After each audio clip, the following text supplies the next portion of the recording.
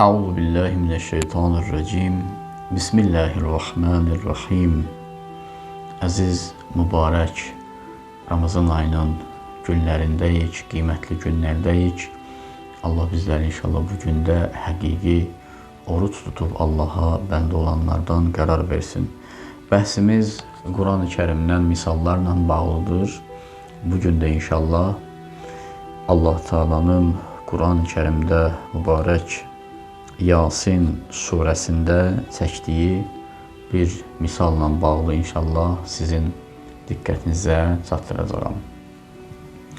Allah Teala Quran-ı Kərimdə Yasin surəsində əziz Peyğəmbərimizə buyurur ki, Peyğəmbər bir tayfanın, bir cəmiyyətin insanları barəsində misal çək insanlara, yəni müsəlmanlara onlar barəsində misal çək. Bismillahirrahmanirrahim. وَاضْرِبْ لَهُمْ مَثَلًا أَصْحَابَ الْقَرْيَةِ إِذْ جَاءَهَا الْمُرْسَلُونَ.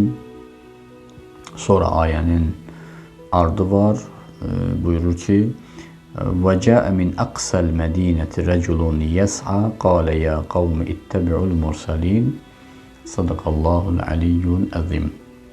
Bu ayədə Allah Teala sözün əsl mənasında fədakar insanlara və qəhrəman insanların birindən xəbər verir və müsəlmanlara bir həqiqəti, bir məsələni başa salır ki, insan, mömin xüsusən dəyərlər uğrunda, müqəddəs varlıqlar uğrunda necə haqqı deyər, necə müdafiə eləyər və sonda necə şəhadətə çatar və o insanın əxlaqından, o insanın mərifətindən və Allahın o insana verdiyi qiymətdən və dəyərdən Allah Teala bu ayədə, daha doğrusu bu ayələrdə xəbər verir.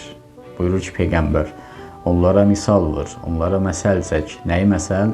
Əshabəl qəriyyəti, bir cəmiyyətin insanların, bir toplumun insanların məsəl çək. İzca əhəl mursalun, onlara Peyğəmbər gəlmişdir. Və onlar o Peyğəmbərləri neynədilər? Öldürdülər. Buyururlar, bu hadisə Həzrəti İsa aleyhissalamın dövründə baş verib və Allah bir tayfaya, bir cəmiyyətə və tarixçilər buyururlar ki, bu yer, bu məntəqə Adana yaxud Antakiya, Adana, yəni Türkiyə ərazisində yerləşən bir şəhərdə, bir məntəqədə baş verib və Allah ora Peyğəmbər göndərir, Rəsul göndərir. Ayədə deyildiyi kimi İzca əhəl mursalun.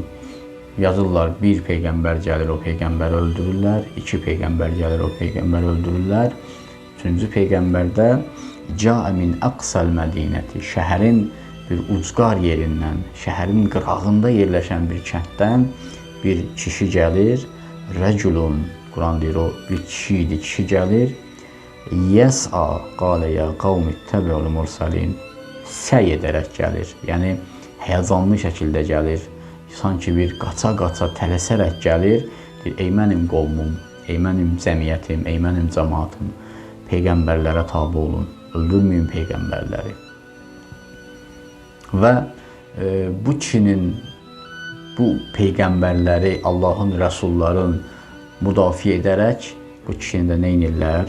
Şəhadətə çatdırırlar. Tarixçilər buyururlar, müfəssirlər buyururlar, bu kişinin adı Həbib Nəccar idi. Yaxud bu kişiyə Mümin-i Ali Yasin də deyərlər, Yasin surəsinin mömin də deyərlər. Çox fədakar, çox qəhrəman bir insan idi. Ayədə diqqət çəkən məqam budur ki, Allah bu ayədə Câə min əqsəl mədinəti rəculun. Rəcul sözü ərəb dilində kişi deməkdir. Amma rəculu Allah əliflamsız gətirib, yəni qeyri-müəyyənlikdə gətirib. Müfəssirlər buyururlar ki, bunun da mənası o deməkdir ki, yəni bu kişi xüsusi bir özəlliyi yox idi. Xüsusi bir bunun bir sifət vermir Allah buna. Bir rəculun, nəkirə, yəni qeyri-müəyyənlik. Yəni sadə bir mömin kişi idi, sadə bir insan idi. Amma bir şeyi başa düşmüşdü ki, haqqı müdafiə eləmək lazımdır. Bir şey başa düşmüşdü ki, dərk elədi ki, məzlumu müdafiə eləmək lazımdır. Allahın yer üzərində olan dəyərlərin, peyğəmbərin, imamın və yaxud Qur'anın hər nə varsa Allahla bağlı onu müdafiə eləmək lazımdır və bizə öyrədir və onun yolunda lazım olsa candan da keçmək lazımdır. Sonra Quran bu kişi barəsində bəzi elə Yasin surəsində bəzi xüsusiyyətli biri də bu idi ki, bu kişi kənddən gəlmişdi sanki. Yəni bu şəhər adamı deyil idi. Kəndin ucqar yerindən gəlmişdi. Və məna da budur ki, baxmayaraq ki, bir nəfər kənddə yaşayır, bir nəfər şəhərdə yaşayır, bir nəfər Avropada yaşayır, bir nəfər Asiyada yaşayır, bir nəfər Şərqdə yaşayır, Qərbdə yaşayır, fərqi yoxdur. Mənəvi insan, mömin insan, Allaha bəndə olan insan dünyanın hansı tərəfində varsa, ölkənin hansı tərəfində varsa, kənddə və şəhərdə yaşamağından, nə bilim, balaca bir məntəqədə yaşamağından asılı olmayaraq, o insan dəyərlidir, o insan qiymətlidir. O insan Allah tərəfindən təriflənmiş bir insandır. Necə ki, mübarək Hucurat surəsində biz oxuyuruq. Allah Subhanahu taala buyurur ki: "İnne ekramakum indallahi etqakum." Sizin Allah yanında ən dəyərliniz sizin mənəvi keyfiyyətdə olanınızdır. Filankəsin milləti nədir? Mühüm deyil Allah üçün. Bəndənin dili nədir? O da mühümdür. Əsl nəsəbi nədir? Hansı tayfadandır? O da mühüm deyil. Pulu var, yoxdur. Vəzifədə adamı var, yoxdur. O da mühüm deyil.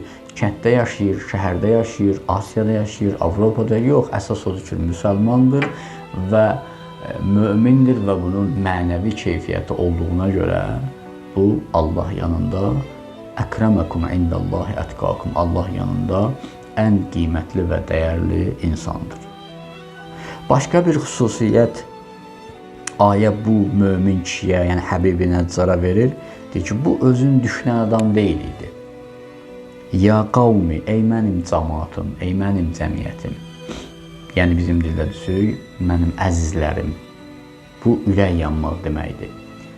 Odur ki, Peyğəmbərdən tarix, İslam tarixində var. Peyğəmbər çox ürək yanırdı. Çox insanlara, Peyğəmbərin xüsusiyyəti idi bu. Çox insanlara ürək yanırdı. Çox vaxt ayırırdı. Ta o həddə çatdı ki, Allah Quranda ayə göndərdi ki, Taha surəsinin əvvəlinci ayələr ki, Peyğəmbər, mən sənə bu Qur'an, Taha, ma ənzəlnə aleykəl Qur'anə li təşqa. Başqa bir ayədə deyir ki, ləalləkə baxiun nəfsək. Tahada deyir, Peyğəmbərimizin Qur'anda bir adı Tahadır. Ey Peyğəmbər, mən bu Qur'anı, biz sənə bu Qur'anı nazil etmədikmi, sən özünü çətinliyə salasan. Mənası budur, deyirlər, misal üçün, sutqamızın 24 saatı varsa, Allah Peyğəmbərə tapşırmışdı ki, məsələn, 15 saat vaxt ayır bu müsəlmanlara. Peyğəmbər 18 saat, 20 saat özünə çox az vaxt saxlayırdı. O qədər yanırdı bu ümmətə. Allah dedi, Peyğəmbər, belə eləmə. Biz bu Quranı sənə göndərmədik, sən özünü əziyyətə salasan. Bu cür rəhmət Peyğəmbər, bu cür əziz Peyğəmbərin biz ümmətiyik. Və ikinci oxuduğum ayədə, ləalləkə baxiun nəfs. Bəlkə sən özünü həlak elədin, az qalıb sən özünü həlak eləyəsən bu ümmətin uğrunda.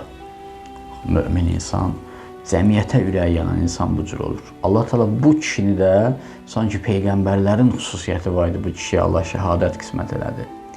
Ya qavmi. Və növbəti bir xüsusiyyəti bu idi ki, bu kişinin ettəbi'u mən la yəsəlukum əcrən. Bu heç bir maddiyyət güdmürdü. Və insanları da o Peyğəmbərlərə tərəf çağırırdı. Yəni, o Peyğəmbərlər sizdən bir əcr, bir maddi bir şey istəmir. Onlar sizi mənəviyyata, təmənnasız olar sizə Allaha, Allahın şəriətin, dinin sizə öyrədirlər. Və bu kişinin xüsusiyyətləri var. Bunlar idi, bunlardan ibarət idi. Bu kişini şəhid etdilər, bu Həbibi Nəccarı öldürdülər. Və Qur'an sonra bunun bərzəxdə cənnət həyatından Allah yenə də davam edir, xəbər verir. Qilət xulul cənnə. Bu kişiyə deyil, birbaşa cənnətə daxil ol. Birbaşa cənnətə daxil ol. Ayənin təfsirində buyurulur ki, bu o deməkdir ki, yəni şəhidin məqamı birbaşa sorğu-sualsız cənnətdir. Kişi şəhiddir və şəhidin məqamı cənnətdir. Qalə ya leytə qavmi ya'lemun. Yenə də orada əl çəkmir. Yenə də orada öz cəmiyyətini unutmur. Deyir, ey mənim Rəbbim, kaş mənim qovmum, mənim cəmiyyətim, mənim cəmaatım biləydilər. Bima ğafara li Rabbi, Allah məni necə bağışladı və cəaləni minəl mukremin. Allah məni kəramətlilərdən, qiymətlilərdən qərar verdi. Bu şəhidin məqamıdır, əzizlər. Şəhidlər, Allah bütün şəhidlərimizə rəhmət eləsin və Qarabağ şəhidlərimizə, valideynlərinə, yaxınlarına səbir versin. Amma şəhidlərin məqamı çox ucadır. Şəhidlər alimlərin şah əsərləridirlər. Şəhidlər qiymətli şəxslərdirlər. Ona görə hədislərdə var, qiyamətin günündə alimlərin mürəkkəbi ilə şəhidlərin qanı tərəziyə qoyulacaq və alimlərin mürəkkəbi üstün gələcək. Niyə? Çünki alimlərdir o şəhidləri yetişdirən. Alimlərdir o şəhidləri tərbiyə eləyən, cəmiyyətə verən, o qəhrəmanları alimlər yetişdirib.